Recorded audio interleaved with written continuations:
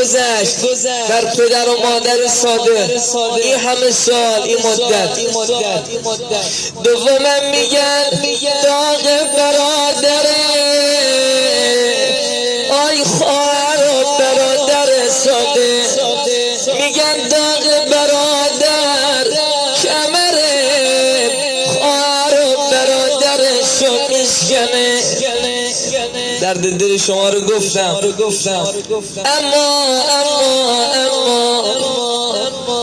حالا یکی دو جمله اجازم بدید درد دل دختر داغ دیده رو بگم.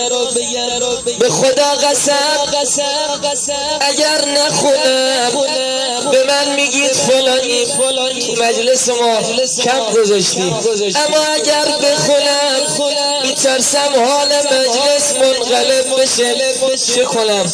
امر فرمودن به من بگو بابا جونم، بابای مهربانم، بابا صادق جان، نمیدونستم غریبانه باید از دنیا بری بابا، غریبانه میان خاک و خون. آی عجل من نمیدونم مهلت دادیم با عزیزانش فدا کنه یا نه. نمیدونم این لحظه ای که غریبانه دور برش رو نگاه میشن کیا بودن کناره. ای وای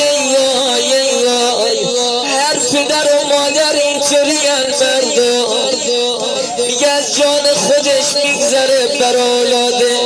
یگانه دختر داغ دیده همراه بابا بودید و لحظه های آخر یقینا صدا میزد خدایا جان منو بگیر. اما دخترم رو به تو می سپارم، اما خدایا یه رحمی به دختر من کن. ای اما